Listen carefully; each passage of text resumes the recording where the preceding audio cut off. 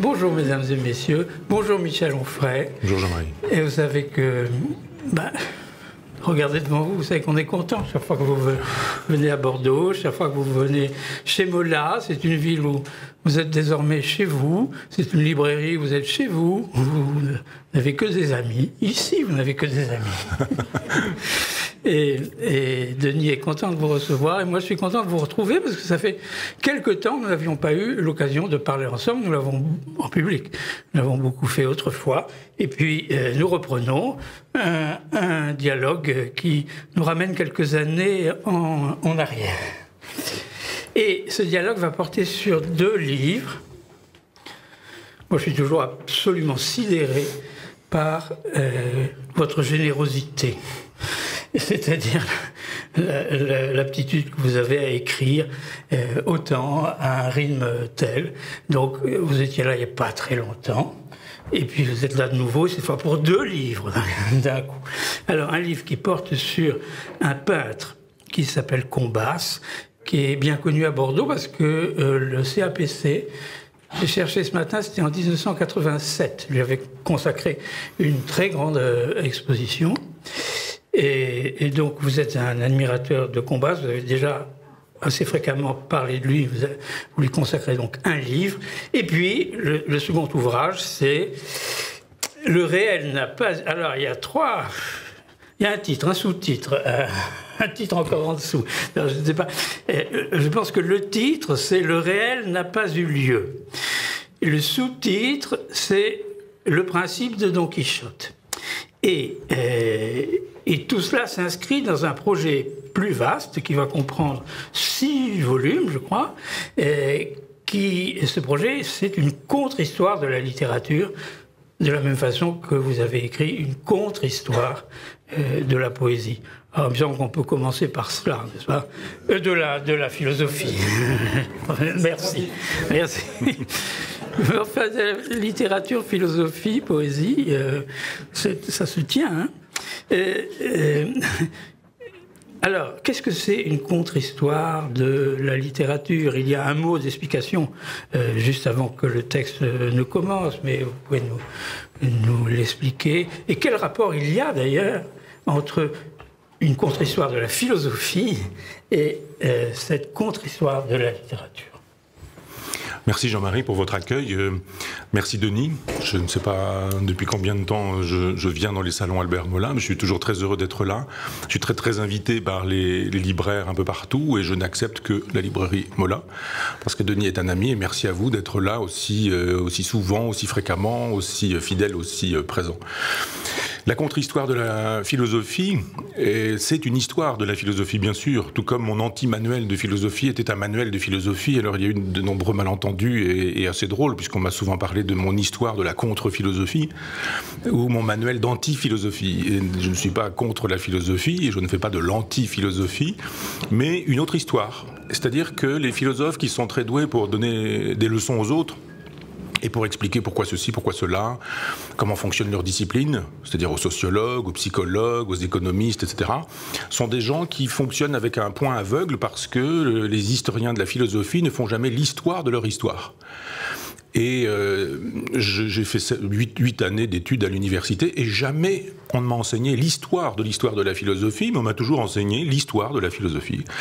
Et on sait bien que l'histoire, elle est écrite, disons-le ainsi, elle est écrite par les vainqueurs, et qu'il y a des vaincus dans l'histoire de la philosophie. Et les vaincus, ce sont ceux qui n'ont pas eu droit au chapitre, parce qu'il y a eu 20 siècles de christianisme, pour aller vite, et que le christianisme est un spiritualisme, est un idéalisme, est une philosophie qui est compatible avec Platon, compatible évidemment avec Saint-Augustin, et pour cause, avec les pères de l'Église, avec la scolastique, avec la philosophie de Kant, avec la philosophie de Hegel, avec l'idéalisme allemand, éventuellement avec la phénoménologie de Husserl, de Heidegger, etc., etc. Donc il y a une histoire officielle, c'est celle qu'on enseigne, sans en enseigner l'histoire. D'ailleurs, on ne fait pas l'histoire de la philosophie en nous présentant ça comme une évidence.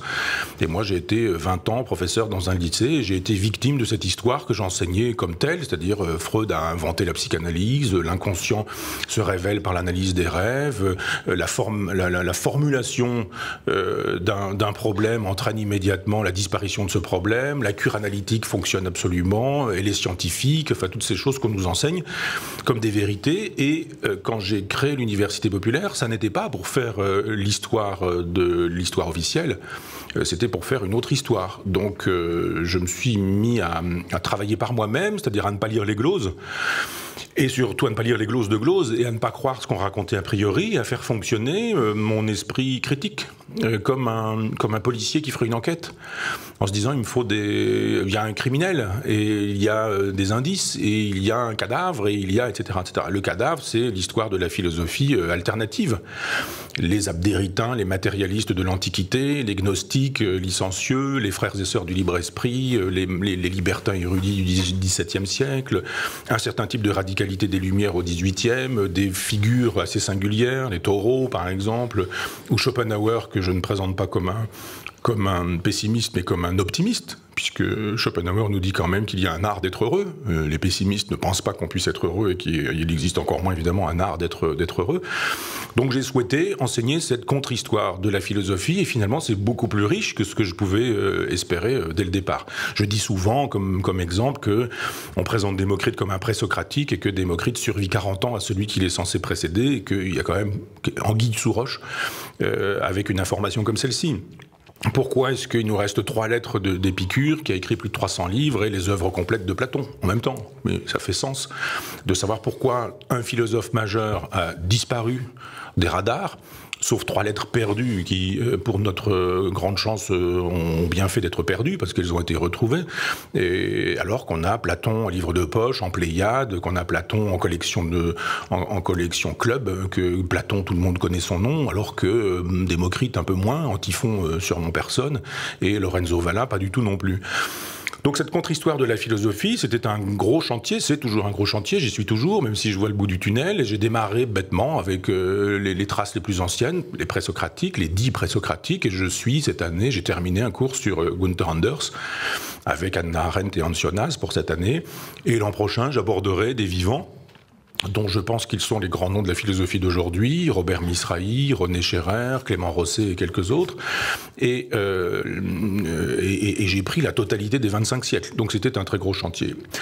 En revanche, pour la contre-histoire de la littérature, j'ai souhaité démarrer au Moyen-Âge. Et vous aviez raison, cher Jean-Marie, de commettre cette erreur qui n'en est pas une, c'est-à-dire il y a une contre-histoire de la poésie aussi d'une certaine manière, puisque Dante écrit la Divine Comédie en vers, et que donc cette contre-histoire de la littérature inclut un poème magnifique, comme on savait les faire à l'époque, c'est-à-dire des milliers de vers. Aujourd'hui, un poète est souvent éthique, sans le H, maigre, et on met parfois, ça c'est le complexe des Mallarméens, on met parfois 3 mots par page, une grande page blanche, et ça fait de la poésie. Là, on était, comme avec Victor Hugo, dans le souffle, dans l'épique, et en même temps, on disait des choses. Et on disait des choses philosophiques. Et c'est ça qui m'intéresse dans la contre-histoire de la littérature, c'est-à-dire que je suis un mauvais lecteur de romans, parce que je m'ennuie aux romans, et aux romans contemporains qui plus est. Quand on est chez des éditeurs, quand on publie chez des éditeurs qui publient des écrivains, eh bien, on rentre chez soi avec des valises des romans qui se publient et on se dit, mais je n'en aurais jamais acheté un moi-même et je ne vais jamais au bout des productions qui sont celles de tel ou tel éditeur, peu importe. Et je me suis dit, mais pourtant, j'ai eu des grandes passions. J'ai adoré, j'adore toujours, mais simplement je les relis plus, mais je veux dire, j'ai adoré Céline, j'ai adoré Albert Cohen, j'ai adoré Joseph Delteil, et je me dis, mais pourquoi est-ce que la littérature est à ce point opposée à la philosophie? Pourquoi est-ce que Camus, par exemple, passe pour un littéraire chez les philosophes, un philosophe chez les littéraires, et que personne ne le lit comme il faudrait, en pensant que la littérature est une voie d'accès à la philosophie? De sorte que je peux raconter vite fait l'histoire du Don Quichotte, parce que en fait, moi je fonctionne à l'affectif, et un jour, je reçois une centaine de mails par jour, les gens me demandent des conférences, des préfaces, des lectures, écouter un CD, regarder une vidéo, et puis faire un commentaire, et malheureusement, je ne peux pas faire tout ça. Et un jour, une dame qui s'occupe de tourisme œnologique dans le sud-ouest me dit « J'aimerais bien vous inviter, mais on n'a pas d'argent, et je ne sais pas comment faire. » Je dis « Écoutez, ce n'est pas l'argent qui m'intéresse, mais en revanche, je fonctionne au troc. Si vous venez à l'Université populaire du goût d'Argentan et que vous nous faites une dégustation de vos vins, et que vous amenez vos vins et que vous les commentez, eh bien moi je viens vous faire une conférence. » Elle me dit « Ah très bien, top là, allons-y, et c'est parti. » Donc on arrête une date, je dis « D'accord, je viens vous faire une conférence à Albi. » Et le temps passe, et puis un jour, je reçois un mail me disant « Alors, vous avez avancé sur Don Quichotte ?» Et je dis « Mais Don Quichotte quoi? Pourquoi ?» Enfin, et on me dit « Mais enfin, c'est le sujet de votre intervention. » Je dis « Ah non, on n'avait pas arrêté le sujet, vous êtes gentil, mais je viens comme ça, gratuitement, bénévolement. Si vous me demandez de travailler, ça veut dire 15 jours, 3 semaines de travail pour faire une conférence. C'est pas exactement la même chose, quoi. Mais comme je m'étais engagé, je me suis dit « Allons-y », et Don Quichotte m'avait déjà résisté 2 fois. Une première fois en Pléiade, où la traduction est très proche du texte espagnol du XVIIe, et c'est bien, c'est fidèle, mais en même temps c'est un peu laborieux, et j'étais pas allé très loin. Et puis il y a eu une nouvelle traduction au Seuil, et je l'avais lu, et j'avais commencé cette lecture, et j'étais très emballé en me disant, mais voilà quelque chose qui est passionnant. Et puis très vite, j'ai mis un livre dessus, puis un deuxième livre dessus, au pied de mon lit, puis j'ai pas fini la lecture de Don Quichotte. Et là, je me suis dit, bah voilà, je vais être obligé de lire jusqu'au bout Don Quichotte. Et je l'ai lu en rechignant, en traînant les pieds, en me disant, bah oui, j'ai compris, quoi. 1000 pages pour me raconter une histoire comme ça va, quoi. 200 pages, ça aurait bien suffi. Et parallèlement, ça faisait des années que j'avais envie de travailler sur la dénégation, sur le déni. Sur ces gens qui, pris la main dans le pot de confiture, le doigt dans le pot de confiture, la confiture autour de la bouche, nous disent c'est pas un pot, c'est pas de la confiture, c'est pas ma bouche, c'est pas mon doigt. Et on en rencontre plein, des gens comme ça. J'ai jamais dit ça, j'ai jamais fait ça. Quand je fais des conférences en prison, il y a que des Alfred Dreyfus, ils sont tous innocents, ils sont tous victimes d'erreurs judiciaires, et puis d'autres personnes dans mon entourage proche. Quand j'étais enfant, je vous donne des pistes, qui pratiquaient, ça c'est pour les freudiens dans la salle, mais qui pratiquaient la dénégation. Je n'ai jamais frappé mon fils, je n'ai jamais mis mon fils dans un orphelinat, j'ai payé les études de mon fils, ce qui n'a jamais été le cas. Et je ne parle pas de mon père, vous voyez ce que je veux dire. Et donc, je me suis dit, la dénégation, j'aimerais comprendre. Pourquoi y a-t-il tant de gens qui, ayant fait ce qu'ils ont fait, nous disent qu'ils ne l'ont pas fait alors que les preuves sont là? Et je n'ai jamais rien trouvé qui me permette, une fable de La Fontaine, une peinture ou quelques vers, un aphorisme de La Rochefoucauld, une maxime de La Rochefoucauld. Et pendant que je lisais le Don Quichotte, il ne m'est pas venu une seule seconde à l'idée que c'était le grand roman de la dénégation. Et c'est une fois terminé ce livre que je me suis dit, mais bon sang, c'est bien sûr, c'est le roman de la dénégation. Et comme tout a été écrit sur Don Quichotte et que la bibliographie est abondante, je me suis dit, évidemment, ça a été écrit, ça a été dit, ça a été raconté, ça a été... Et le mot dénégation, vous le connaissez, il est dans le dictionnaire et il n'a de définition que psychanalytique. Singulier de voir que c'est seulement la psychanalyse qui nous donne l'acception et qu'il faudrait souscrire au freudisme pour pouvoir utiliser ce terme-là. Il y a analyse, et quand il y a analyse, ce qui surgit de l'inconscient arrive parfois à la conscience, et parfois on le refoule, parce que ça ne correspond pas à l'idée qu'on se fait de soi-même, et ça retourne dans l'inconscience, et donc refouler, la dénégation, c'est donc le signe qu'il y a un refoulement de quelque chose qui est parvenu un temps à l'inconscient, avant de repartir à la conscience, pardon, avant de repartir à l'inconscient. Et si on n'est pas freudien, me suis-je dit, est-ce qu'on a le droit d'utiliser le concept? Est-ce qu'on peut l'expliquer autrement? Et de fait, tout Don Quichotte permet de penser le Don Quichotisme. Et le Don Quichotisme, c'est un concept qui n'est pas ce que j'appellerais, moi, le Don Quichotisme. C'est-à-dire, le Don Quichotisme caractérise un personnage qui a des idées, qui a un idéal, et qui, quoi qu'il arrive, défend son idéal. Et c'est le héros du personnage qui, quoi qu'il en coûte, tient à ses idées et les défend jusqu'au bout. Et moi, ce qui m'intéressait, c'était de voir qu'on avait fait un héros positif de ce Don Quichotte, qui est un type qui s'en prend en permanence dans les dents, mais au sens du terme, au vrai sens du terme, des coups de pied, des coups de poing. Il est roué de coups, il tombe dans la boue, il tombe dans les excréments, on se moque de lui, on se fiche de lui en permanence. C'est un anti-héros. Et comment cet anti-héros peut-il devenir un héros? Et pour tâcher de répondre un peu plus rapidement à la question de Jean-Marie, j'ai voulu essayer de réfléchir dans cette contre-histoire de la littérature, à la littérature qui nous permettait de penser philosophiquement. Et j'ai choisi du Moyen-Âge, c'est-à-dire de Dante jusqu'au XXe siècle, ce sera Kafka, en passant par chaque siècle, XVIIe Cervantes, le Don Quichotisme, dantesque, XVIIIe sadien ou sadique, XIXe Madame Bovary, le bovarisme, et 20e, Kafka et kafkaïen. Je me suis dit, tous ces concepts ont été produits à partir d'œuvres littéraires, donc dantesques, quichotesques, Sancho Pansesque, ça existe aussi, mais on ne l'utilise pas malheureusement, ce concept.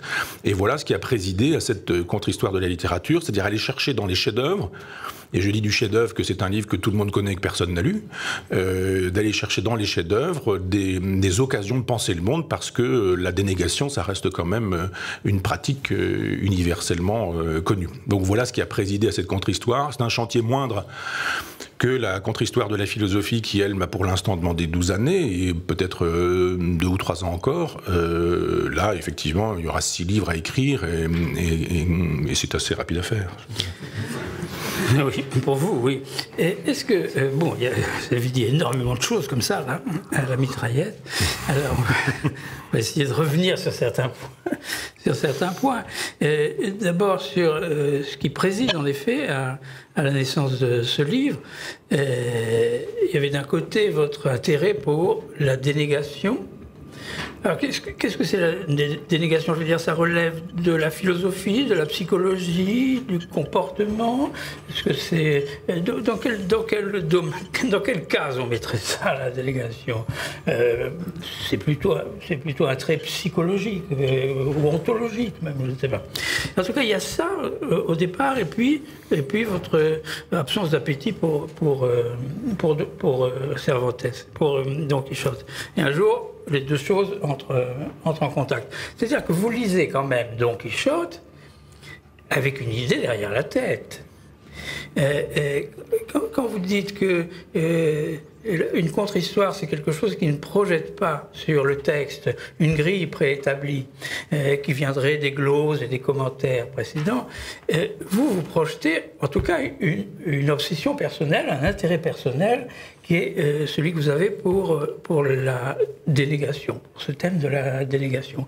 Et vous allez lire Don Quichotte à la lumière de cette préoccupation, de cet intérêt qui sont les vôtres. De la même façon que vous dites d'ailleurs, avec une parfaite honnêteté, tout à fait à la fin du livre, quel est le sujet du roman de Cervantes?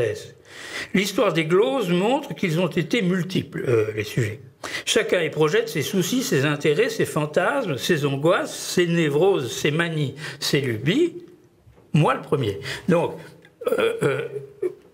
on ne pouvait pas quand même donner le sentiment qu'on aborde un texte avec une absolue virginité. Vous n'êtes pas vierge, n'est-ce pas, quand vous lisez Don Quichotte. Et Don Quichotte, vous le lisez avec quand même une grille de lecture qui relève à la fois de vos lubies, de vos obsessions, de vos névroses, si vous en avez, et aussi de cette préoccupation fondamentale, et qui est l'axe même de votre lecture, qui est la dénégation, le principe de dénégation. Oui, mais je vous disais tout à l'heure que c'est d'une certaine manière une commande qui m'a conduit à lire vraiment Don Quichotte, et que je ne le lisais pas pour découvrir que la dénégation s'y trouvait. Je ne projette pas mes catégories, simplement il se fait que je découvre qu'il y a dans ce roman matière à penser la question de la dénégation. Par ailleurs, oui, je pense qu'effectivement nous lisons tous les auteurs que nous lisons, que ce soit des philosophes, des poètes ou des romanciers, nous les lisons tous avec notre propre subjectivité. Et si on n'a pas une âme fragile, faible, au sens noble du terme, je dirais, on n'aime pas Proust. Moi, j'aime Proust. Je pense qu'il faut avoir ressenti ce que Proust a ressenti pour pouvoir trouver du plaisir à la fameuse histoire de la Madeleine, pour n'en rester qu'à ça. Et encore, la Madeleine de Proust, c'est le Don Quichotte contre les moulins. Il suffit d'une anecdote pour résumer la totalité du livre. Nous en parlions tout à l'heure, tous les deux, pendant le déjeuner, et effectivement, être proustien, c'est entretenir un certain type de rapport au temps. Et ça, même ceux qui n'ont pas lu La Recherche du temps perdu le savent. Donc quand j'ai démarré Don Quichotte, je ne savais pas que j'y trouverais matière à réfléchir sur la dénégation. Et c'est même sidérant, parce qu'il y a une espèce de déni de la dénégation chez moi qui a fait que pendant 1000 pages, je ne l'ai pas vu. Je n'ai pas vu que c'était le roman de la dénégation. Et puis quand j'ai fermé le livre, je me suis dit, bon, alors mon angle d'attaque, et je me suis dit, mais voilà, c'est la dénégation. Donc je n'arrive pas en projetant mes catégories, en disant, je veux voir ce que j'ai l'intention de voir. Ça, c'est ce que font les structuralistes, c'est ce que font les freudiens, c'est ce que font les lacaniens, c'est ce que font éventuellement les chrétiens ou les marxistes avec une grille, où il s'agit de projeter ce qu'on est, ce qu'on pense, sur une œuvre qui parfois ne parle pas de ce qui nous obsède. Mais là, je prends le lecteur à témoin. Je dis, voilà, je publie un livre, lisez-le. Si vous pensez que ma thèse ne tient pas la route, alors elle ne tient pas la route. Mais c'est a posteriori, et pas a priori, a posteriori que ma grille de lecture fonctionne, c'est-à-dire ma subjectivité. La dénégation m'intéresse parce que vous avez raison de dire tout ce qu'elle est, c'est-à-dire c'est une affaire de psychologie, c'est une affaire d'ontologie, mais c'est une affaire de nature humaine, donc c'est une affaire de philosophie pour moi. Comprendre les hommes. Pourquoi est-ce qu'il y a tant de dénégation autour de nous? Pourquoi nous sommes tous touchés par la dénégation et nous sommes tous dans le déni, et plus ou moins. Certains le sont totalement. Ce sont des mythomanes, ou ce sont les menteurs, ce qui n'est pas exactement la même chose. Le menteur sait qu'il ment, le mythomane ne sait pas qu'il ment. Un menteur cache une vérité qu'il connaît. Un mythomane ne cache pas la vérité qu'il ne connaît pas. Il n'accède pas à la vérité, le mythomane. Donc il raconte tout ce qui lui passe par la tête, et si la fiction est plus vraie que la réalité, alors la fiction est plus intéressante, alors la fiction, elle devient la vérité. Et la vérité, c'est une fiction.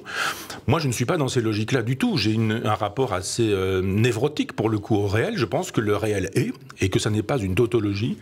Et en bon Nietzschéen que j'essaie d'être, j'essaie de me contenter du monde donné.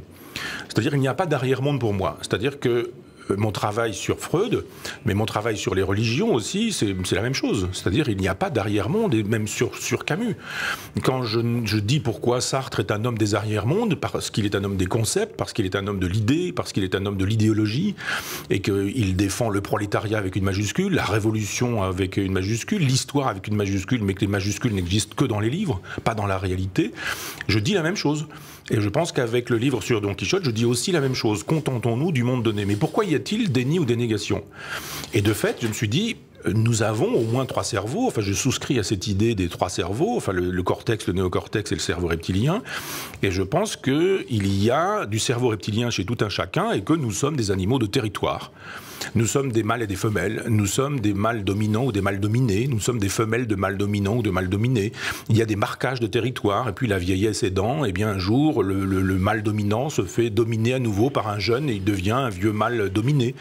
Et tout ça fonctionne. Il y a du reptile en nous. Ça veut dire que quand on est dans la colère, dans la violence, dans l'agressivité, quand on est dans la réactivité immédiate, quand on donne une gifle, un coup de poing, une insulte, quand on est brutal, violent, agressif, le cerveau reptilien fonctionne, et ce, nonobstant le cortex. Le cortex, c'est ce qui nous permet la réflexion, c'est-à-dire on réfléchit sur soi-même et on se dit « Attention, je suis en train de préparer du venin, et je ne dois pas envoyer ce venin, je ne dois pas mordre. » Et on se retient. On ne dit pas ce qu'on a l'intention de dire parce que le néocortex fait un travail humain, je dirais. Et il fait que nous sommes des reptiles capables de se retenir d'être des reptiles. Et il y a des gens qui sont des reptiles incapables de se retenir d'être des reptiles. Et quand les gens se sont comportés de manière reptilienne, j'émets l'hypothèse qu'il y a un travail effectué par le cortex, le néocortex, qui dit « tu n'as pas fait ça ». Tu n'as pas été violent, méchant, agressif, tu n'as pas violé, tu n'as pas massacré, tu n'as pas été un salaud, un menteur, une ordure, tu n'as pas été un sale type ou une sale bonne femme, tu n'as pas fait tout ça, c'est faux, ça n'a pas eu lieu. Le réel n'a pas eu lieu. Moyennant quoi, eh bien effectivement, on peut être dans cette coupure, pour ne pas dire schizophrénie, cette coupure qui fait qu'on a une part de nous qui est une part violente et une autre part de nous qui nous dit, quand on a été violent, qu'on ne l'a pas été. Parce qu'on sauve l'idée qu'on se fait de soi-même, l'image qu'on se fait de soi-même. D'une certaine manière, c'est une variation sur le thème de l'égotisme, de l'égocentrisme ou du narcissisme. Donc oui, Jean-Marie, vous avez raison, c'est une catégorie qui m'a intéressé comme une catégorie de la philosophie, mais aussi une catégorie qui me permet de comprendre les hommes.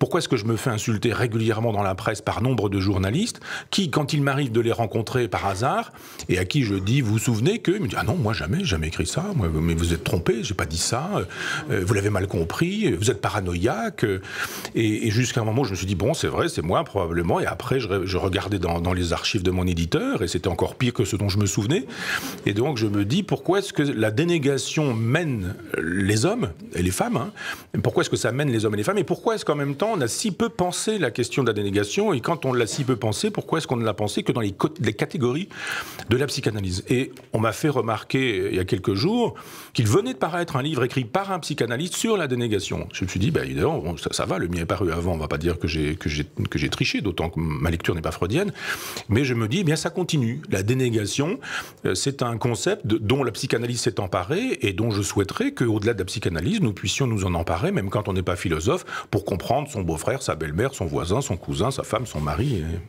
et son prochain. C'est la conclusion à laquelle vous arrivez dans le livre. Après les avoir traversés, il y a combien de pages, Don Quichotte Presque 1000, oui. Après les avoir traversés, les 1000 pages de Don Quichotte. Donc on va revenir un peu en arrière. On va non pas oublier le néocortex et le cerveau reptilien, mais c'est peut-être ce dans le livre avec quoi je suis évidemment le moins d'accord. Ça me paraît une vision de la nature humaine parfaitement matérialiste, et j'ai du mal à réduire l'homme au néocortex, au cerveau reptilien et à tout ce qui en émane. Comme saloperie d'ailleurs, puisque vous avez dit un salaud, du venin. Or, Don Quichotte n'est pas cela. Donc, vous arrivez à cette conclusion après avoir traversé les 1000 pages et après avoir étudié attentivement ce personnage qui incarne quand même pour vous la dénégation, mais alors qui n'est pas un salaud, qui ne ment pas. Vous l'écrivez plusieurs fois, il ne ment pas, et il est sans venin. Don Quichotte. Donc, dans ce tableau de la dénégation que vous venez de faire, n'est-ce pas, il faudrait prendre un certain nombre d'éléments, pas la totalité, un certain nombre d'éléments qu'on applique à Don Quichotte, et qui d'ailleurs, ces éléments ne comprennent pas la nuisance et la volonté de faire du mal à l'autre. Ce n'est pas dans son caractère. Alors, pas du tout, vous avez raison, c'est un gentil, Don Quichotte, voilà, c'est vraiment un gentil. Mais c'est un doudingue, c'est un gentil personnage qui n'est jamais méchant, jamais. Dans les 1000 pages, on ne le surprend jamais à être perfide, méchant, jaloux, agressif. Il n'a pas de, pour utiliser le vocabulaire de Spinoza, il n'y a pas de passion triste chez Don Quichotte. Mais ce qui m'intéressait, c'était moins Don Quichotte que le Don Quixotisme. Qu'est-ce qui fait qu'à partir d'un personnage, un nom propre en l'occurrence, une fiction, et qu'est-ce qui fait qu'on va produire un concept, le Don Quixotisme, et qu'est-ce qui fait que ce Don Quixotisme fait l'économie de la dénégation, puisque finalement, c'est assez positif. C'est plutôt sympathique d'être Don Quixotesque. On dit de quelqu'un qu'il est un Don Quichotte de ceci ou un Don Quichotte de cela, et ça veut dire en gros que, nonobstant les difficultés du monde, la méchanceté du monde, la saloperie du monde, c'est un personnage qui porte haut son idéal et qui défend son idéal, même si tout autour de lui fait la démonstration que ça s'effondre. Donc il y a un aspect positif dans le fait d'être Don Quichotte et Don Quichotesque. Donc moi, ce qui m'a étonné, c'est que la notion de dénégation n'ait jamais été associée à Don Quichotte. Et quand je vous parlais tout à l'heure de ce livre d'un psychanalyste, j'aurais aimé avoir le titre et l'auteur pour lui rendre hommage, bien que ne l'ayant pas lu, mais comme par hasard, sur la couverture, il y a, je crois que pour l'avoir vu rapidement, je crois que c'est un dessin de Daumier, enfin que c'est un des dessins de Daumier qui représente Don Quichotte, le maigre Don Quichotte sur Rocinante et le gros Sancho Panza sur son âne. Et de fait, il y a eu cette association-là, Don Quichotte comme héros positif, et je suis étonné que ce soit un héros positif. En Espagne, c'est vraiment un héros positif. C'est le héros de la littérature, mais c'est même un héros populaire. C'est-à-dire que on fête Don Quichotte, même quand on n'a pas lu Don Quichotte, on n'a pas ça en France. On n'a à aucun endroit en France, comme par exemple les Pays de Loire, on pourrait fêter Rabelais et Gargantua. Ça se fait petitement, modestement dans le coin. Il y a des amis de Rabelais qui le font sur place, mais ça n'est pas un mythe national. Comme Don Quichotte est un mythe national vraiment en Espagne et d'une certaine manière dans les pays hispaniques, Amérique latine aussi. Et donc, ce qui m'a intéressé, c'était effectivement de proposer une lecture qui n'avait pas été faite. D'où l'intérêt de la contre-histoire. S'il s'agit de vaguement reprendre les thèses d'un autre en changeant 2 ou 3 mots pour donner l'impression qu'on est original et qu'on pense de manière originale, il y a des philosophes comme ça qui se targuent d'être très originaux. La preuve, ils ne citent jamais personne, mais ils pillent tout le monde. Je ne donnerai pas de nom, mais on peut les reconnaître, le reconnaître. Eh bien, je pourrais faire ça. Peut faire ça assez facilement. Ce qui m'a intéressé, ça a été de dire, finalement, mais là encore, je n'ai pas tout lu, hein, mais de la littérature, mais j'ai beaucoup lu de la littérature sur les gloses, et je n'ai jamais vu ça, de le penser, Don Quichotte, comme un héros du déni et de la dénégation. Donc, ça m'a paru intéressant de l'utiliser en ce sens, même si d'autres ont dit qu'il était juif, marane, franc-maçon, de droite, de gauche, athée, chrétien, catholique résistant dans le catholicisme. Enfin, tout a été dit sur Don Quichotte. Mais singulièrement, rien sur cette question du déni et de la dénégation. Alors, revenons justement, entrons un peu plus dans cette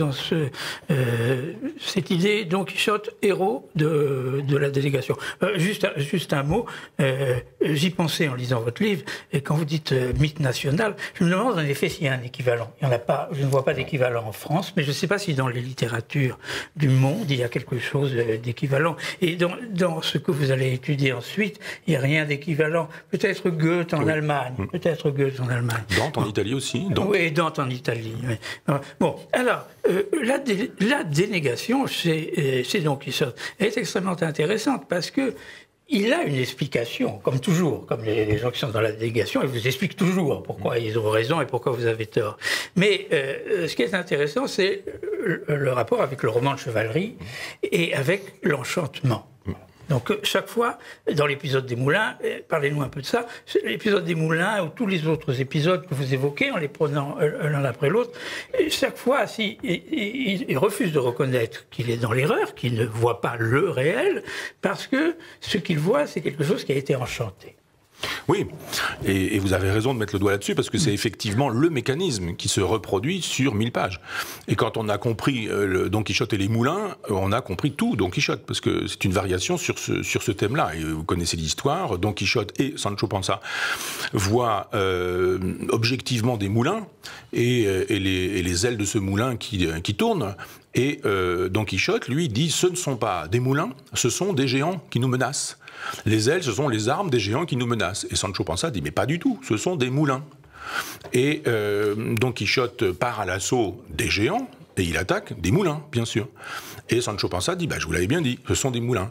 Mais pour Don Quichotte, puisque le réel n'a pas eu lieu, le réel qui s'appelle moulin n'a pas eu lieu, puisque ce sont des géants. Même si Sancho Panza lui dit, mais moi je vous avais bien dit que c'était des moulins, eh bien il y a une explication donnée par Don Quichotte, c'est l'enchantement. C'est toi, tu ne vois pas ce qu'il faut voir parce qu'il y a un enchantement. Et tu es victime d'un enchantement, et ceux qui sont victimes d'un enchantement ne voient pas la réalité, mais moi, je vois la réalité. Alors que si quelqu'un est vraiment victime de l'enchantement, c'est Don Quichotte. Et c'est le propre des gens de nous dire, quand ils sont justement victimes d'un enchantement, que ce sont les autres qui sont victimes d'un enchantement. Donc le processus de dénégation, il est là-dedans. Je ne suis ni responsable, ni coupable de ce que je vois, c'est vous qui êtes coupable de voir ce qu'il n'y a pas à voir. Et c'est assez désarmant, quand vous êtes en présence d'un moulin, d'avoir un personnage qui vous dit que ce sont des géants, et qui essaie d'embrocher des géants, se fait embarquer parce que sa lance se fiche dans l'aile, et que l'aile, évidemment, elle continue de tourner, et qu'il part, Don Quichotte, avec ses armes, avec son cheval, il tombe par terre. Évidemment, il y a une séance assez drôle, mais il persiste à nous dire, effectivement, qu'il y a enchantement. Il y a enchantement parce que, et vous avez toujours raison, Jean-Marie, de parler des romans de chevalerie, parce que c'est ce qui explique aussi le personnage. Don Quichotte pense que les livres qui disent le réel sont plus justes que le réel. Pas besoin de regarder le monde, lisons plutôt les livres qui nous disent comment il faut voir le monde. De sorte que Don Quichotte a lu toute la littérature chevaleresque et pense que le modèle du monde, c'est la chevalerie. Donc le chevalier servant, avec sa douce, avec sa belle, et puis son armement et le personnage qui l'accompagne. C'est un dispositif particulier. Ce dispositif est aussi un dispositif éthique. Il y a des valeurs. On défend la veuve et l'orphelin. On se bat parce qu'on défend l'honneur, on défend l'héroïsme, on défend les valeurs nobles et les valeurs de la noblesse. J'ouvre une parenthèse pour dire que ce n'est pas un hasard que Benoît XVI, qui est toujours, enfin parlons-en présent, il est toujours vivant, mais qui était un grand philosophe, formé à l'herméneutique allemande, un grand lecteur de Husserl, de Heidegger, un grand lecteur de la philosophie, un bon connaisseur de la philosophie. Benoît XVI, qui était un philosophe, je pense qu'on peut le dire, a écrit positivement sur Don Quichotte. C'est son héros. C'est son héros parce que Don Quichotte défend des valeurs dans un monde qui ne les reconnaît plus. Don Quichotte nous dit que la vérité est chrétienne, c'est la vérité du chevalier très chrétien, et qu'il faut défendre ces valeurs-là dans un monde qui ne les reconnaît plus. Mais Cervantes se moque de Don Quichotte. Et Cervantes est assez malin pour dire « moi je ne moque de rien ni personne, hein, j'invente un personnage, ce personnage d'ailleurs il est inventé par un autre parce qu'il invente une mise en abîme en disant qu'il découvre un jour un texte en arabe qu'il fait traduire par quelqu'un qui parle, puis ce quelqu'un qui parle nous raconte des histoires de héros qui eux-mêmes parlent. Donc effectivement on se dit mais c'est pas Cervantes qui fait la critique d'une certaine manière, c'est Don Quichotte lui-même qui se rend critique, mais c'est mis en scène par un personnage qui fabrique une fiction, etc. Donc c'est très malin parce que dans cette époque où on risque sa peau pour dire des choses critiques à l'endroit du christianisme, Cervantes fait une critique catholique du catholicisme, et notamment une critique érasmienne du catholicisme officiel.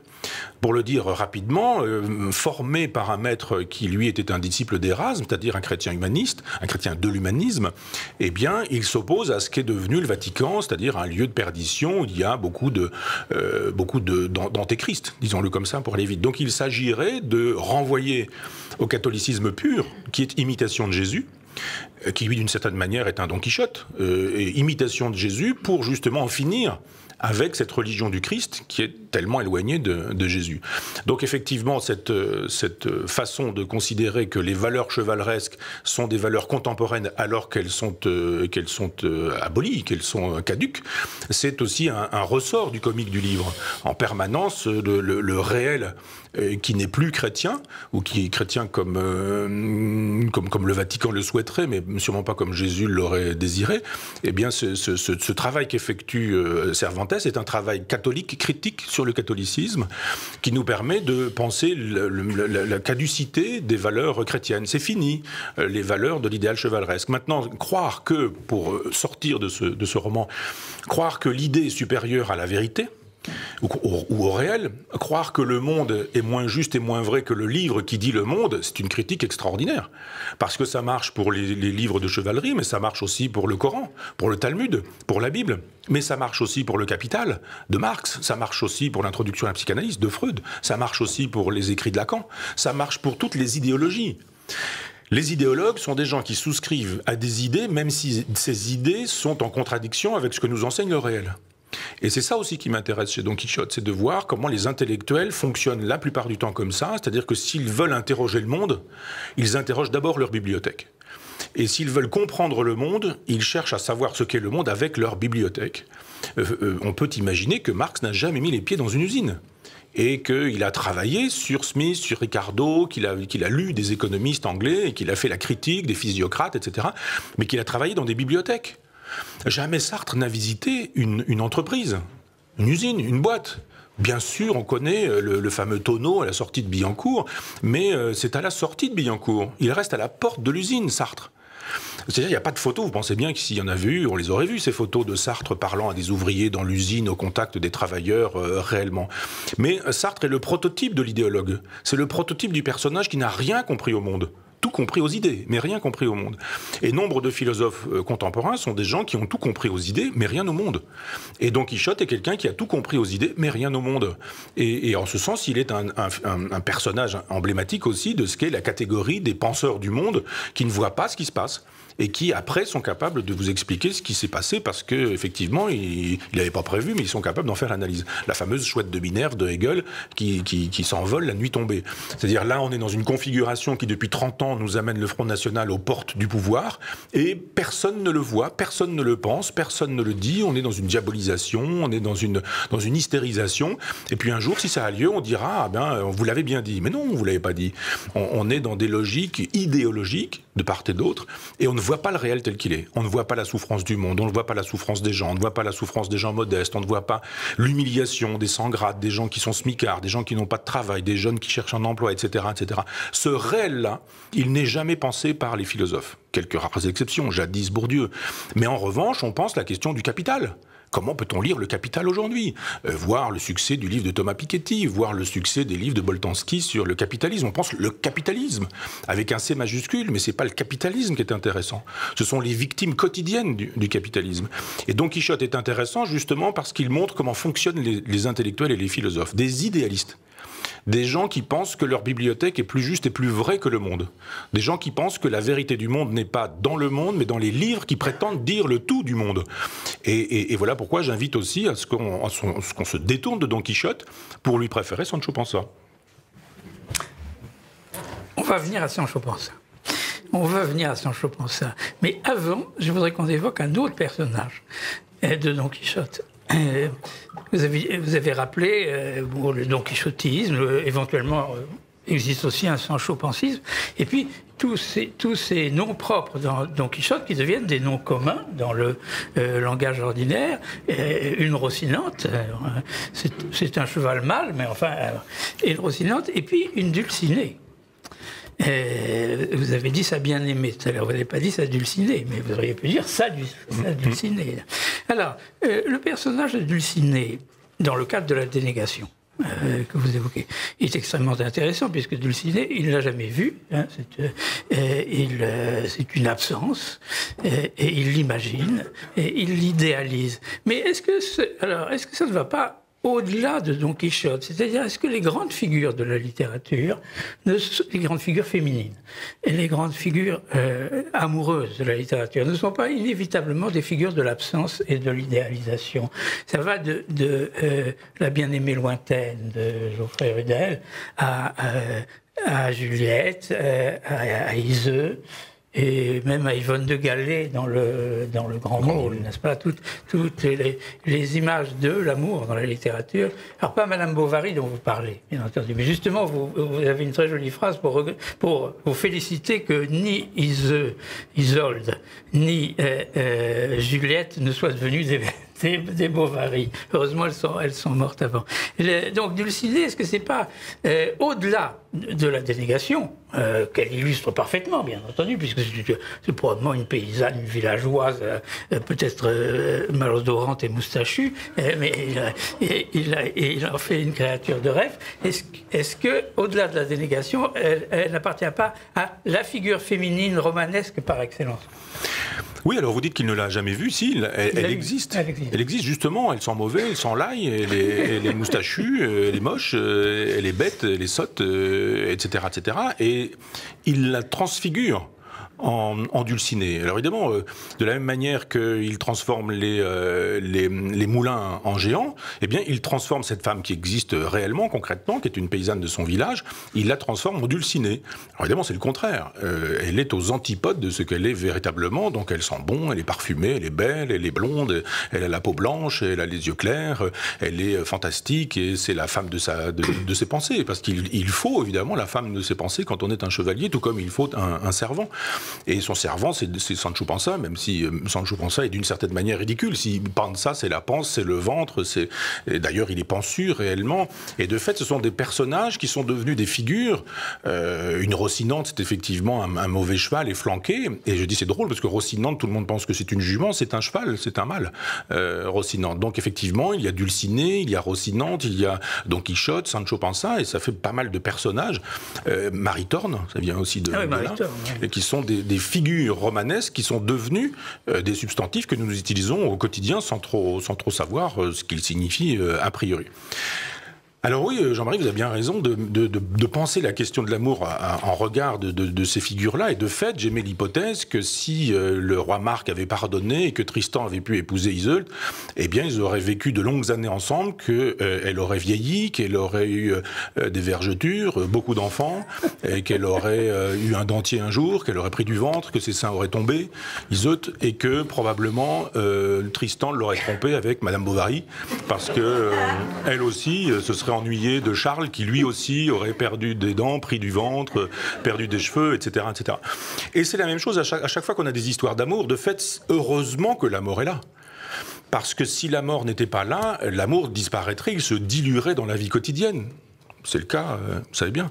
Et donc, penser l'amour, ça suppose la mort, si on veut penser l'amour éternel. Parce que quand l'amour a les moyens de se réaliser, il se réalise, mais il s'épuise, il se fatigue, il se fossilise, il se cristallise dans la vie quotidienne. Et quand on n'a plus à désirer, quand on n'a plus à attendre, quand on n'a plus à surprendre, quand on n'a plus à être merveilleux, quand on n'a plus rien de mystérieux, que tout a été découvert, et y compris les odeurs des pieds et les chasses d'eau des toilettes qu'on tire ensemble, effectivement, quand le mystère a vraiment disparu, eh bien, l'amour disparaît au profit d'autre chose. Tendresse, une affection, une amitié, une proximité, un lien. Mais certains éthologues, d'ailleurs, que vous n'aimez pas, Jean-Marie, je ne parle pas des éthologues nommément, mais je veux dire de ces gens qui ont tiré la leçon de Darwin. Quand Darwin écrit L'origine des espèces en 1859, à mon avis, il fait une révolution aussi considérable qu'est l'apparition de Jésus dans l'histoire. C'est vraiment la première fois qu'on nous dit non, les hommes ne sont pas un produit de la création avec une âme immatérielle, mais nous sommes le produit de l'évolution d'un certain type de singe. Donc il faut composer... Des têtards, nous sommes des têtards. Nous sommes restés partiellement des têtards. Je ne dirais pas que nous sommes des têtards, mais il y a du têtard en nous. Ça me paraît évident. Et notamment en matière d'amour. Nous sommes des têtards et nous voulons la reproduction. Et quand j'ai lu Schopenhauer, j'avais 17-18 ans, je me suis dit, il exagère, et plus le temps passe, plus je me dis, qu'est-ce qu'il avait raison. Quand Schopenhauer nous dit, mais il n'y a pas d'amour, c'est une ruse de la nature pour nous faire copuler, fabriquer des enfants, et faire de telle sorte que nous, figures de l'individualité, fiction pure de l'individualité, nous fassions ce pourquoi nous sommes faits, c'est-à-dire faire des enfants, à savoir propager l'espèce. On est là sur Terre pour copuler, faire des enfants et disparaître. Et les enfants qu'on aura faits sont là pour la même chose. Et l'espèce dure. Les individus sont sacrifiés à l'espèce. La mortalité de l'individu est nécessaire pour l'immortalité de l'espèce. Et quand Schopenhauer dit ça, dans Métaphysique de l'amour, texte terrible, qui est un fragment de partie de Le monde comme volonté comme représentation, je me suis dit, qu'est-ce que c'est terrible cette vision du monde qui est pessimiste. Et en fait, non, c'est pas pessimiste. On le voit tous les jours. Qui n'a pas fait d'enfant volontairement parmi vous ? Voilà. Très peu de gens n'ont pas procréé. Et on voit aujourd'hui des homosexuels qui, la nature ne leur permettant pas de procréer, voudraient que la culture le leur permette. Donc ce désir aussi de faire des enfants avec des procréations médicalement assistées, on voit bien qu'effectivement il y a au cœur de nous quelque chose qui relève de l'animalité et qui nous fait vouloir ce dont nous ne sommes pas conscients. On croit qu'on aime, et on aime probablement, mais on fait un jour des enfants qui, etc., etc., etc. Et de fait, dans Don Quichotte, quand il, lui, est amoureux de cette, j'allais dire de Rocinante, mais non, faut pas exagérer, de Dulcinée, il y a des zoophiles, hein, ça existe aussi, mais de Dulcinée, il joue effectivement la carte idéale, puisque cette femme n'existe pas. Les femmes qui n'existent pas, on peut les aimer toute sa vie. Et par définition, elles ne nous donneront jamais tort, puisqu'elles sont des fictions. Donc c'est aussi pour ça, l'amour peut durer longtemps, si on est dans la dénégation, si on est dans la fiction, si on est dans la réécriture de l'autre. Et souvent, on le dit, hein, l'amour rend aveugle. Et moi, j'ai eu des amies comme ça qui étaient très amoureuses, notamment, je pense à une amie, d'un type très petit, très moche, très laid, très con, très bête. Il n'avait rien pour lui, suffisant, arrogant, prétentieux, et elle le trouvait fantastique, merveilleux, formidable, génial. Il partait en vacances au Maroc 3 jours avant, il se mettait à l'arabe et il parlait l'arabe littéraire couramment. Enfin, c'était le prototype de l'aveuglement. Et puis un jour, il a fait ce que font toujours les hommes, c'est-à-dire qu'à une quarantaine d'années, il préférait avoir 2 femmes de 20 plutôt qu'une de 40, et il a quitté sa femme, qui d'un seul coup... Non, plaisanterie, je généralise pas, et d'un seul coup, elle a vu que son mari était ce qu'il était, petit, moche, etc., je reprends, etc. Simplement parce que l'amour a besoin, effectivement, de créer une fiction plus facile à aimer que la réalité. Et il y a dans l'amour une part considérable de dénégation.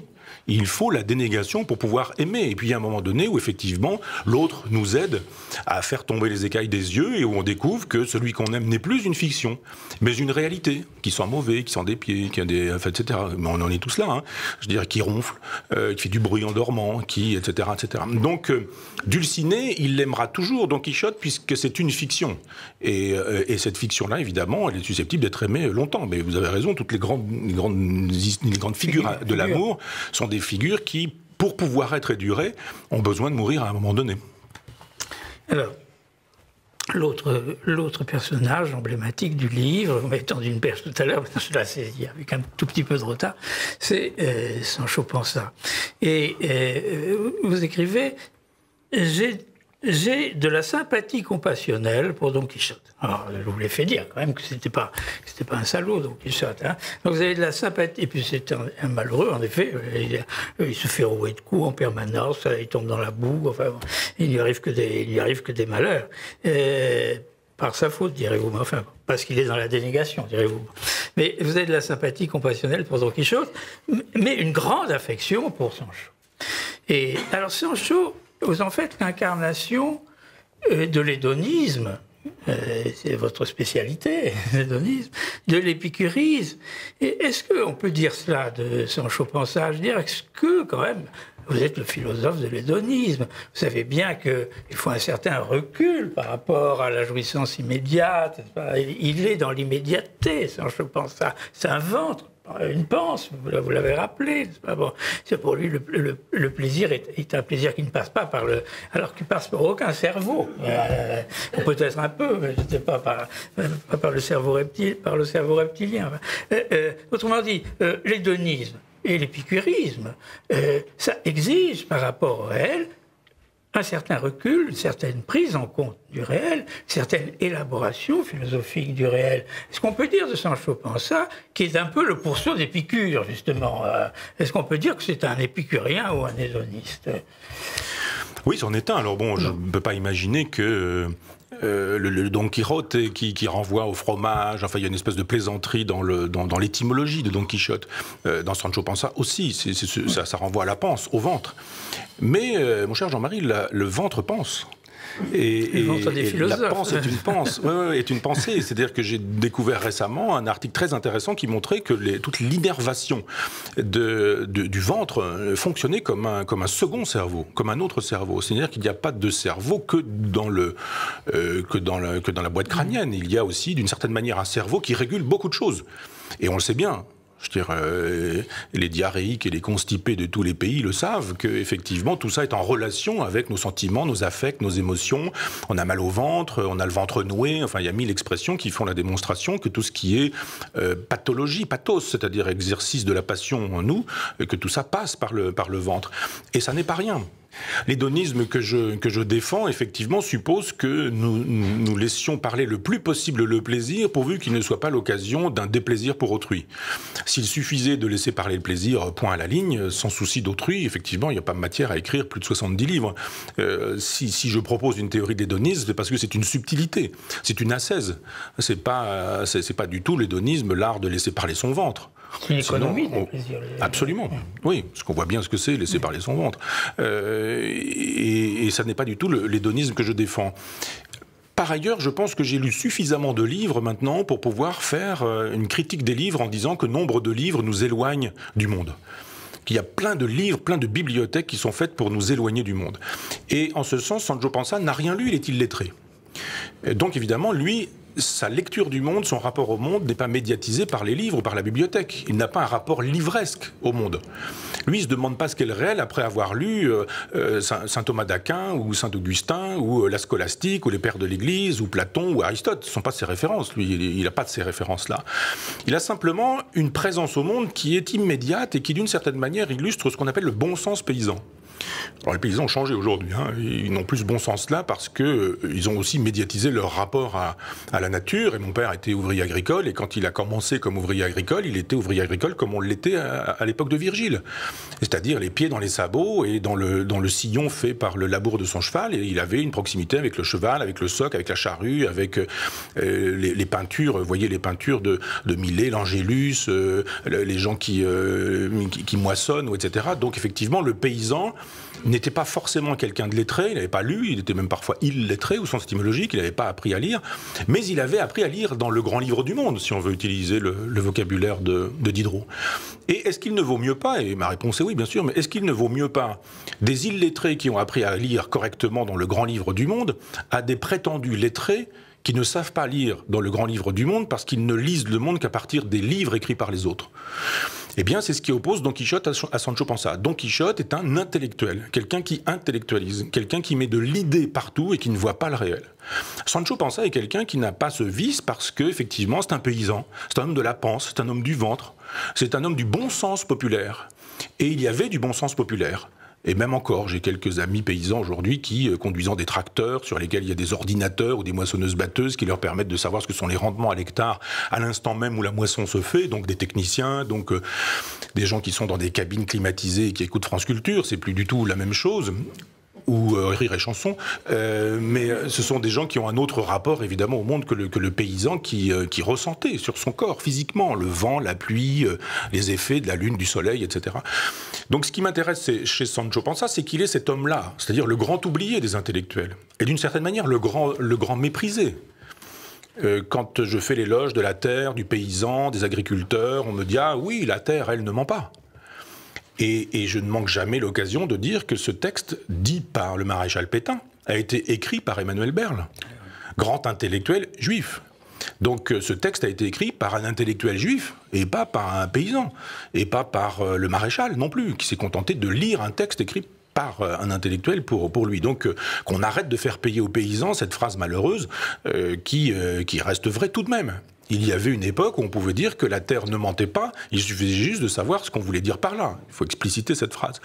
Et quand on l'explicite, quand on a un rapport, et je travaille à un très gros livre qui s'appelle Racosmos, et dont je dis sans plaisanter qu'il sera mon premier livre, parce que je le crois, et j'essaie de retrouver dans ce livre le lien que nous pouvons avoir directement avec le cosmos en faisant l'économie des bibliothèques et aussi en faisant l'économie du New Age. Je ne suis pas du genre à me tondre la tête et puis à me mettre en position de yoga, du lotus, pour attendre que le cosmos me transperce et me sorte par les chakras. C'est pas mon genre du tout. Mais j'essaie, en païen que je suis, en matérialiste que je suis, de voir comment on peut penser de manière cosmique, qui est une invitation nietzschéenne. Et il me semble que Sancho Panza est là-dedans. C'est-à-dire qu'il y a un moment donné où Don Quichotte lui dit, tu sais, un chevalier, quand il a son servant, un jour il lui donne un duché, un empire, un royaume, et tu seras récompensé. Évidemment, il y a peu de probabilité pour que ça ait lieu. Sauf que, comme il se fait chambrer en permanence, Don Quichotte, et il se trouve un jour, je vous renvoie au livre de Cervantes, mais il se trouve un jour en compagnie de gens qui se moquent évidemment de lui, et qui, pour se moquer de Sancho, disent, eh bien, on va te le donner ton empire, on va te le donner ton royaume, le royaume de Baratri, et on lui donne. Et il gouverne ce royaume, Sancho Panza. Il y a donc une politique de Sancho Panza, qui est une politique épicurienne. Et pas épicurienne au sens trivial du terme, du genre jouissance, etc. Il pourrait faire comme beaucoup, c'est-à-dire jouir de la cave de l'Élysée, jouir des chauffeurs, jouir des ors de la puissance, jouir des femmes qui sont dans la cour, ou ce genre de... Pas du tout. Sancho Panza est quelqu'un qui pense que la justice existe et qu'il faut la rendre, et qui manifeste un extraordinaire bon sens dans l'exercice de la justice. C'est très drôle, je vous renvoie aux histoires qui sont racontées. Il y a des moments où on voit des vicieux, des tordus qui arrivent au tribunal, et c'est lui qui est censé régler le problème, et il voit bien les choses. Il dit, il y a une prostituée qui dit par exemple à un moment donné que le voleur de cochons l'a violée, ça ne renvoie à aucun directeur du FMI, mais enfin et que elle vient demander des réparations et des dommages au tribunal. Et ce type dit, bah non, j'avais fait une mauvaise journée, elle me proposait de passer un petit moment agréable avec elle, j'ai passé un petit moment agréable avec elle, et puis voilà, quoi. Elle était consentante. Et elle dit, mais pas du tout, et puis donc, évidemment, viol, etc. Et lui dit, eh bien, partez, monsieur, et puis le type s'en va. Et il dit à la femme, eh bien, si vous voulez avoir votre argent, rattrapez-le. Et elle court à toute vitesse, elle le ramène. Et il dit, ben vous voyez, si au moment où il a voulu vous violer, vous aviez couru aussi vite, vous n'auriez pas été violé. Et donc c'est rempli de bon sens comme ça, on se dit, ben oui, finalement, effectivement. Et à 2 ou 3 reprises, dans des aventures comme celle-ci, on voit bien qu'il y a cette common decency, pour utiliser le sens, la décence commune, c'est un vocabulaire d'Orwell, une common decency chez les petits. Chez le peuple, chez les gens, les sans grades, chez les gens qui ne sont pas des intellectuels, qui ne vont pas vous citer Lacan, Marx et Freud, qui ne vont pas vous expliquer qu'ils ont lu la critique de la raison dialectique, mais qui simplement disent « mais non, il y a le réel, et dans le réel, il y a des choses qui, etc. » Donc cette présence au réel, cet utilitarisme au sens noble du terme, c'est-à-dire de considérer qu'il faut faire des choses utiles à son projet, et que si on veut gouverner en homme de bien, en homme de loi, en homme de vertu, en homme de justice et de justesse, il faut faire ceci et pas faire cela. C'est un pragmatisme aussi, c'est-à-dire que c'est pas un idéaliste, c'est pas quelqu'un qui dit l'idée a toujours raison sur le réel. Si le réel donne tort à l'idée, c'est l'idée qui est en tort. On change pas de réel parce que l'idée lui aura donné tort. Les intellectuels disent l'idée a raison, si le réel donne tort à mon idée, c'est le réel qui a tort. On change de réel, mais je garde l'idée. Vous voyez, avec le communisme soviétique, c'était hegelien, marxiste, et ça devait fonctionner de manière extraordinaire. Puis un jour, on dit, il y a le goulag. Et on dit, oui, mais non, le goulag, ça ne touche en rien à ce que Badiou appelle aujourd'hui l'hypothèse communiste. Badiou nous dit, mais ce qui s'est fait au nom du communisme n'a rien à voir avec la belle idée du communisme qui reste une chose idéale. Il n'y a pas plus Don Quichotesque qu'Alain Badiou en ce sens. Et c'est une façon extraordinaire de fonctionner à l'école normale supérieure, mais il y a quand même eu des gens décapités, massacrés, enfermés, des millions de gens, au nom de cette idéologie que l'idée était plus vraie que la réalité. Ça marchait pas. Bon, on dit juste ça marche pas, quoi. On arrête l'idée. Elle est pas bonne. Ou on l'améliore, on l'amende. Et on peut rester communiste, mais autrement que comme on était communiste sous le marxisme-léninisme. Eh bien, il y a chez Sancho Panza cette liberté de ton qui consiste à dire, moi j'ai pas de lecture, j'ai pas d'idéologie, j'ai pas une idée préconçue, je regarde le réel. Je vois le réel tel qu'il est, et je compose avec ça, et ce que j'aimais comme hypothèse, c'est qu'il fabrique une république épicurienne. Le temps que ça dure, parce qu'à un moment donné, il s'en va. Sancho Panza, il dit, mais moi j'en ai marre, j'ai des goûteurs pour mes plats, mais moi j'ai envie de manger du sanglier bien rôti, j'ai envie de manger des poulardes farcies, j'ai envie de manger ces choses-là. Puis là j'ai un goûteur qui me dit, ah bah non, faut manger ça mais pas plus, faut boire ça mais pas plus. Et j'ai pas envie d'avoir des goûteurs, j'ai pas envie d'avoir des conseillers, j'ai pas envie d'avoir ceci, cela, et puis mon âne me manque. Et puis la simplicité me manque. Et puis je veux pas m'occuper de ces histoires-là. Donc c'est quelqu'un qui, comme Cincinnatus, va retrouver sa charrue quand on lui a dit, voilà, tu es gouverneur de cet empire. Et puis à un moment donné, il dit, oh, mais je suis pas fait pour ça, moi. Donc c'est un anti-Machiavel. Et j'aimais l'hypothèse que cet anti-Machiavel propose une république épicurienne, c'est-à-dire une république dans laquelle il s'agit de faire le bien, de rendre possible l'humanité, de permettre aux gens modestes d'exister, d'éviter les guerres, d'éviter tout ce qui est dispendieux pour un État et qui suppose les impôts qui vont être ponctionnés sur tout le monde. Enfin, c'est un homme de bon sens. Et je juste préférais qu'on fasse de Sancho Panza un héros plutôt que Don Quichotte, parce que si Don Quichotte a été un héros pendant si longtemps, c'est justement parce qu'on a eu des idéologues qui se sont moqués du réel et qui ont rendu possible le réel qu'on a bien vu au XXe siècle.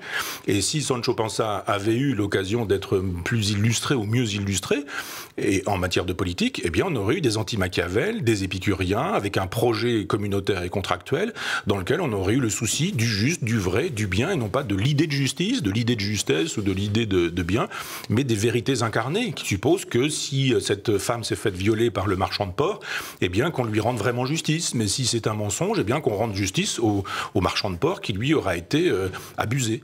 Et je vous renvoie au roman où vous verrez une multitude d'histoires assez drôles où Sancho Panza me paraît être un héros nettement plus intéressant que Don Quichotte.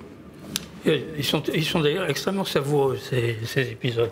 Et, juste, alors, on va parler de Robert Combas, mais juste quand même une dernière question sur Cervantes. Bon, je ne crois pas quand même que quand vous dites que Don Quichotte est un héros positif aujourd'hui, hein, dans l'opinion. Je ne sais pas si c'est tout à fait vrai. Il est aussi un héros parfaitement ridicule, il est quelqu'un dont on sourit. Je crois qu'il est quelqu'un pour lequel on a une sympathie compassionnelle. Tout le monde sait que, en effet, son histoire avec les moulins à vent, hélas, c'est désolant. C'est désolant de prendre des moulins pour des chevaliers. Il est assez ridicule, mais il a dans l'image qu'on se fait de lui quelque chose, vous l'avez dit tout à fait au début, quelque chose d'assez noble dans son comportement. Et j'étais en train de penser en vous écoutant qu'il y a une parenté entre Cyrano de Bergerac et Don Quichotte, c'est-à-dire qu'on leur prête à tous les deux le panache. Bon, alors vous n'allez pas jusque-là. Le panache, vous le donnez plutôt à Sancho. Je voudrais, Michel, qu'on revienne sur quelque chose que vous avez juste évoqué en passant, qui concerne le roman lui-même. Après tout, c'est une contre-histoire de la littérature. C'est quand même donc l'histoire aussi de la littérature. Il s'agit de littérature. Don Quichotte passe pour, partout vous lisez ça, le premier roman moderne. Pourquoi le premier roman moderne ? Et qu'est-ce qu'il y a dans ce roman qui, justement par rapport au roman de chevalerie par exemple, qu'est-ce qui tout d'un coup est complètement nouveau? Et qu'est-ce qui fait que, peut-être, je ne sais pas si c'est votre point de vue, on peut considérer que l'histoire du roman en Europe s'enracine dans Don Quichotte? Alors, juste une remarque sur Cyrano de Bergerac. J'ai fait un éloge de Cyrano que j'adore. C'est vraiment mon héros. Là, pour le coup, plus même que Sancho Panza s'il le fallait. Parce qu'il y a une vraie lucidité chez Cyrano, parce qu'il ne se fait pas abuser, parce qu'il y a même une espèce de... Il n'est pas dans la dénégation. Ah, pas du tout. Au contraire. Quand il écrit des textes... non, c'est une grande figure pour moi. Enfin bon, sur la question la deuxième, dont j'ai oublié qu'il est... Pourquoi le premier roman moderne? Voilà. Oui. Alors, moi, je ne souscris pas à ça. D'abord, je ne souscris pas souvent aux thèses qui sont présentées, par exemple, par Philippe le Jeune, en nous disant que c'est Rousseau qui invente l'écriture autobiographique. Je dis, mais on fait quoi de Saint-Augustin qui a écrit les Confessions, par exemple? Et on fait quoi avant Saint-Augustin, de Marc Aurèle qui a écrit les Pensées pour moi-même? Donc c'est toujours dangereux de chercher une date de naissance quand on sait que 3 ou 4 ou 5 livres ou œuvres en amont font la démonstration qu'on a tort de prendre cette date-là. Quand on dit premier roman moderne, je dis, mais alors qu'est-ce qu'on fait du Satyricon de Pétrone? Qu'est-ce qu'on fait de l'Andor d'Apulée? Et moi, quand j'étais adolescent, enfin que je rentrais à l'université, pas adolescent, mais 17 ans, et que j'ai eu un coup de foudre pour la philosophie antique, je me suis mis à lire beaucoup de choses concernant l'Antiquité, de l'histoire, de l'architecture, de l'archéologie. Je fais des valeurs d'histoire antique, des valeurs d'archéologie antique à l'université. Et j'avais acheté le gros volume en Pléiade de Pierre Grimal qui s'appelait Roman grec et latin. Et il y a effectivement là-dedans Philostrate, par exemple, Apollonius de Tyane, qui est un grand roman. Bien avant, évidemment, le roman de Cervantes. Et puis, il y a des romans médiévaux bien avant Don Quichotte. Donc, l'idée que Don Quichotte que Cervantes ouvrirait l'ère du roman moderne, je ne vois pas trop ce que ça veut dire. Enfin, il y a des romans dans l'histoire de l'Occident, et on peut remonter à l'Antiquité, qui a tout inventé, et qui a aussi inventé le roman. Il y a une grande parenthèse du roman entre l'avènement du christianisme et puis, d'une certaine manière, la disparition du christianisme, c'est-à-dire entre l'arrivée de Constantin au pouvoir, le IVe siècle de notre ère, avec toute la patristique et puis toute la scolastique qui a suivi, et puis à un moment donné où ça commence à s'effacer avec la Renaissance, mais avec l'humanisme de la Renaissance, mais un peu avant, on a le roman de la Rose, par exemple, qui est très en amont. Donc le roman de la Rose, si c'est pas un roman, alors je veux bien qu'on me pende. Donc effectivement, ce sont des affaires là pour le coup d'universitaires qui veulent absolument trouver un roman moderne en nous expliquant c'est lui l'inventeur. Après on nous dit non, c'est Sterne. Après on nous dit non, c'est Diderot. Après on nous dit non, il n'y a pas de roman moderne avant Joyce. Enfin bon, ça ce sont des affaires d'intellectuels auxquelles je ne souscris pas, de savoir si c'est le premier, le dernier, l'avant-dernier, l'avant-premier. C'est un très grand roman, comme il y a eu des très grands romans, je parlais tout à l'heure, d'Apulée, de Pétrone, de Philostrate, dans l'Antiquité, qui montrent que bien sûr il y avait des romans à l'époque grecque et romaine.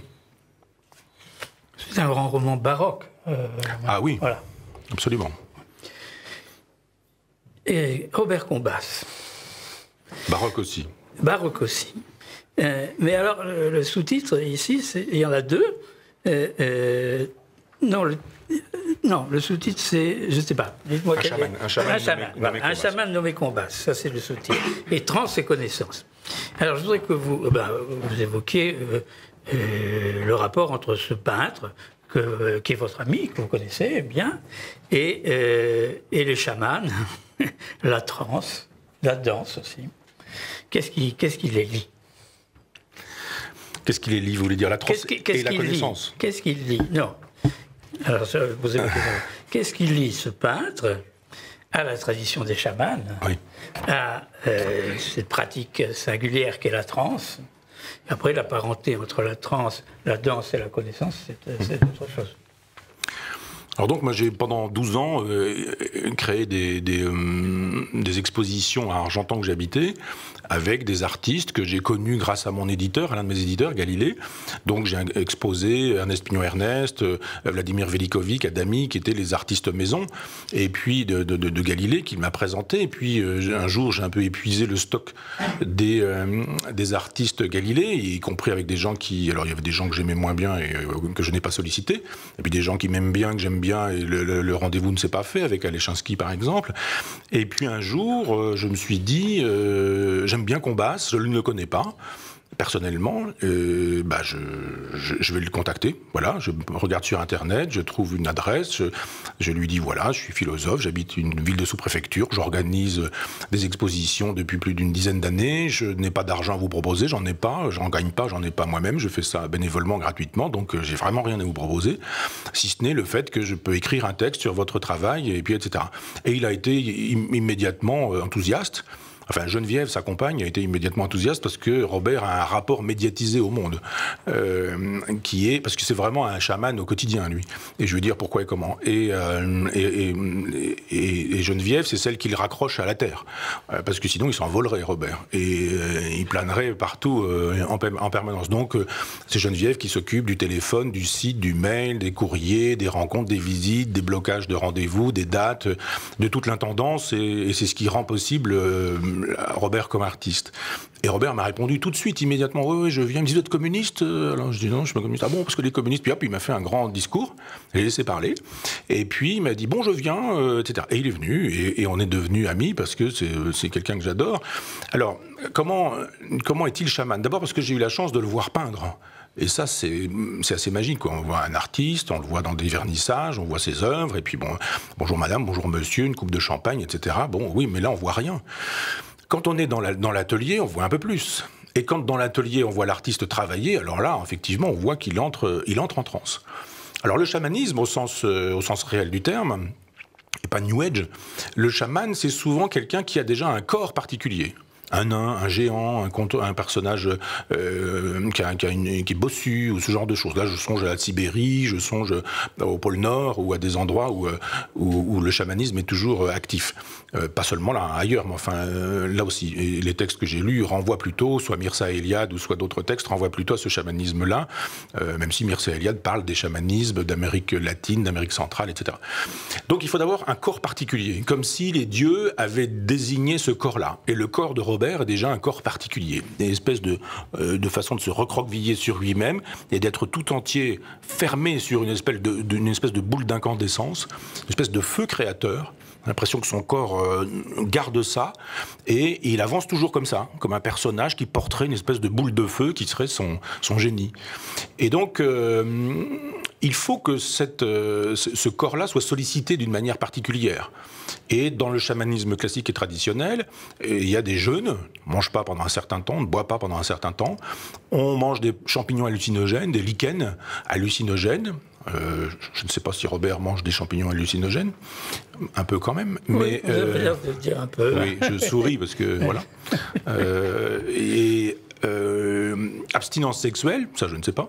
Et après, quand on est dans cet état-là, c'est-à-dire que quand on a un corps qui a été préparé, comme épuré, on ingère des substances hallucinogènes, donc les fameux champignons, les lichens ou des choses comme ça, ou de l'alcool. Et puis on rentre en transe avec des musiques qui sont des musiques percussives et répétitives, et donc la plupart du temps des peaux d'animaux qui sont tendues sur des cadres qui eux-mêmes sont faits avec des objets de la nature, du bois, des choses comme ça. Et les os servent à frapper, donc d'une certaine manière l'animal est toujours vivant. Quand on tape sur un tambour chamanique, eh bien on utilise les os, on utilise la peau d'un animal, éventuellement des cadres qui ont été faits avec des os ou des choses comme ça. Et évidemment, quand on est dans cette logique-là, On a une espèce de rythme endiablé comme ça, et à un moment donné, pouf, on tombe en transe. Et quand on est en transe, on entre en contact avec un arrière-monde, qui est pour moi un ici-bas, bien sûr, mais cet arrière-monde est ici-bas, et pas dans l'au-delà. Et on entre en contact avec des choses stupéfiantes, c'est au sens premier du terme. On utilise des stupéfiants et on découvre des choses stupéfiantes. Et quand on revient à soi, on restitue ce qu'on aura vu dans cette transe-là. Et ça prend des formes diverses et multiples. Les chamans du pôle Nord, par exemple, racontent des histoires. Donc ils sont passés sous la glace, sous la calotte glaciaire, ils ont copulé avec des phoques qui ont donné des choses qui leur ont raconté, etc., etc. Et ils restituent un monde qui est un monde poétique au sens grec, quoi. C'est un monde de la création. Et Robert, eh bien c'est ça, c'est-à-dire il a ce corps particulier, il a cette espèce de boule de feu, comme s'il était autour de cette boule de feu, et puis il puise dans cette boule de feu, ou du moins pas volontairement, c'est-à-dire il y a des moments où ça sort, ou comme des jets, et il se met à peindre. Et c'est jaculatoire, quoi. Quand il est devant une toile et qu'il y va, paf, paf, paf, paf, paf, on voit comment ça se passe, et puis on voit ce qu'il enlève, ce qu'il remet, et il est dans une espèce d'état de transe, et il a le nez sur le tableau, son style a évolué. Il était plus dans le détail à une époque, et là il est plus dans la fresque, il est plus dans la fresque dionysiaque, il est moins apollinien qu'il ne l'a été. Il y a des chefs-d'œuvre à Sète, des œuvres de lui qui pour moi sont vraiment des chefs-d'œuvre. Le passage d'Hannibal avec le contournement de Sète par Hannibal et ses éléphants. Toile magnifique pour moi, une des grandes toiles du XXe siècle, vraiment. Et c'est pas parce que c'est un ami, vraiment, je le pense. Et aujourd'hui, il est plus dans des espèces de grands gestes, de grandes fresques, avec des coulures, avec des choses comme ça. Et donc, il y a une espèce de façon d'être dans un corps à corps avec la peinture. Et nous avons, il y a un mois, fait une performance, lui et moi, à l'île Maurice. Et on en avait raté une à Argentan. On l'avait fait, mais on l'avait raté parce que Robert ne supporte pas la contrainte. Et qu'il y avait la contrainte d'un cuisinier. On faisait une journée autour de lui. Il y avait un cuisinier qui avait travaillé pour faire des menus qui ressemblaient à Robert Combas. Et à un moment donné, il voulait absolument installer deux trucs qui ressemblaient à deux seins de femmes. Le cuisinier et Robert avaient cette contrainte. Et cette contrainte l'a empêché d'aboutir et de réaliser sa toile. Donc il travaillait, puis ça marchait pas. Puis à un moment donné, il a barbouillé tout. Puis il dit non, j'arrête, ça marchera pas et ça marchera pas. Donc effectivement, cette performance n'avait pas eu lieu parce qu'on ne commande pas à Robert Combas. C'est le cosmos qui commande en lui, et il n'y a pas de raison que quelqu'un commande pour lui. De sorte que à l'île Maurice, tout s'était bien passé pour que ça se passe bien. On avait tout fait pour, parce que Robert est aussi une espèce de sismographe, et un grain de sable peut enrayer toute la machine. Et il est parti avec un fond de toile. Je ne sais pas si vous connaissez l'île Maurice, mais enfin, il y a des espèces d'éminences comme ça, une petite montagne. Il avait démarré avec ces montagnes, puis deux ou trois petites couleurs dans le fond comme ça. C'était tout une espèce de préparation extrêmement simple. Et moi, j'ai parlé pendant 1 heure sur sa création. C'est-à-dire que je parlais de l'œuvre, de la création, du chamanisme, de ce qu'il était, de ce qu'il avait fait, de comment il peignait. Puis de temps en temps, je regardais, puis je commentais, etc. Et puis, à un moment donné, je me suis dit, bon, ben voilà, quoi, on est à, je sais pas, 40 minutes, 45 minutes, peut-être que les gens ont des questions à la salle, personne. Donc j'en ai repris pour 30 minutes, et j'ai continué tout seul. Et puis à un moment donné, je me dis, il va falloir que ça s'arrête quand même, quoi, parce que ça fait 1 heure que je parle tout seul, et que lui, il faisait cette grande toile, une espèce d'état de transe. Et puis à un moment donné, je lui dis, je sais pas, Robert, tu auras fini quand? Il me regarde, puis il me dit, tout de suite. Et pof, c'était fini. Et il a fait une toile magnifique. C'est-à-dire que pour ceux qui ont pu voir dans le détail, moi j'ai pas pu, je jetais des coups d'œil de temps en temps et je regardais la salle. C'est cet a priori qui était un a priori de montagne, donc un a priori d'éther, d'air, d'au-dessus de la terre, eh bien au fur et à mesure c'est devenu un a posteriori sous l'eau. Et après, on s'est vu, on a vu fonctionner le travail qui a fait que ces montagnes sont devenues des fonds sous-marins. Et comment la mer a envahi la toile, et comment les poissons sont arrivés sur cette peinture. C'est une peinture vraiment magnifique. Donc effectivement, on a assisté pendant 1 heure, et je pense que ce sera disponible en DVD, en CD, enfin c'était prévu, et j'ai regardé mes mails tout à l'heure, et apparemment la chose est arrivée chez moi, donc on mettra tout ça je sais pas où, enfin ce sera un jour à disposition. Mais effectivement, il y a eu une transe chamanique de la part de Robert, qui a travaillé comme ça. Je voudrais vous faire vous donner une petite information bordelaise, parce que, grâce à Denis Molin, on a le projet, d'une exposition, d'une grande exposition Combas à Bordeaux, et les instances, je ne veux pas impliquer les gens, mais enfin des instances ont donné leur accord, et c'est un oui de principe. Et Robert est d'accord pour illustrer les philosophes de ma contre-histoire de la philosophie. C'est-à-dire tous les philosophes dont j'ai parlé, une trentaine, je ne sais pas, une quarantaine, il faudrait regarder, mais il est d'accord. Il a dit oui, simplement, Robert n'est pas du genre à dire, ben voilà, les vernissages s'étendent, donc je vais travailler, donc voilà. Donc il y travaille mentalement, comme un chaman, c'est-à-dire que ça cuit, ça bout, ça mijote. Et puis, il se peut que rien ne sorte. Et il se peut que tout sorte. C'est-à-dire qu'il peut très bien un jour dire, bon ça y est, je suis parti sur tes philosophes, là, et paf, paf, paf, paf, paf, et hop, une toile, deux toiles, trois toiles, et on en aura comme ça 50 d'un coup. Mais c'est pas... Je ne connais pas d'homme plus pur que Robert Combas. C'est un homme absolument pur. C'est-à-dire que le marché, l'argent, il ne sait pas ce que c'est. Donc il sort des billets, il paye, il est d'une extrême générosité et il n'a pas de plan de carrière en tête, il n'a pas le désir de percer, il n'a pas le désir de dire il faut que je fasse ça pour ma cote, il n'y avait aucun intérêt pour venir à Argentan a priori. Hein.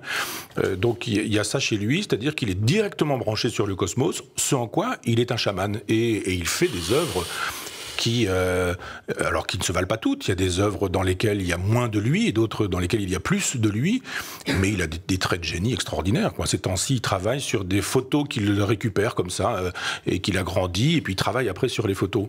Et pour me faire plaisir, il a fait un Nietzsche, et il l'a fait à partir d'un chien. Et bien évidemment, quand il entend Nietzschéen, lui il entend Nietzschéen. Et donc il prend le chien, il lui fait des moustaches, il lui fait une espèce de truc comme ça, et paf, et d'un seul coup on se dit mais bon sang, Nietzsche en chien. Et c'est aussi le sous-titre d'un de mes livres, Cynisme, portrait du philosophe en chien. Et voilà comment il fonctionne, Robert, quoi. Et paf, paf, paf, hop, c'est fait. C'est une œuvre magnifique.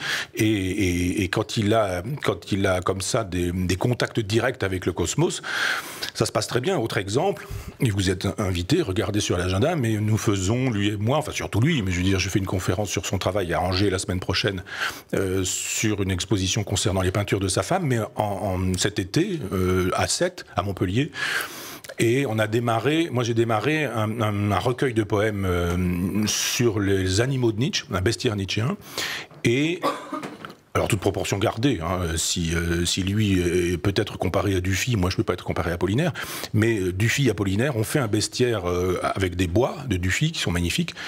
Et j'avais dit à Robert, je fais ce texte, ce bestiaire, et puis si un jour tu as envie de faire des bois, ce serait bien, parce qu'on a rencontré un de ses amis qui fait des bois là-bas, et il m'a dit oui, d'accord, et puis ça a traîné, mais je me dis bon, ça se fera pas, parce que l'éditeur, lui, avait des dates, et puis moi j'avais fait mon texte, et puis un jour, pof, c'est arrivé sur mon ordinateur, clac, clac, clac, clac, clac, clac, il y avait une vingtaine de dessins, et il a fait les animaux de Nietzsche, le serpent, l'aigle, la vache, enfin, etc., etc. Et donc on aura un livre qui sera sur ce principe du texte poétique ou d'une prose poétique et d'œuvres qui sont surgies comme ça sur le mode chamanique. Il reste à vous dire merci, Michel Onfray, et puis j'espère que nous parlerons bientôt de Sade. Merci beaucoup.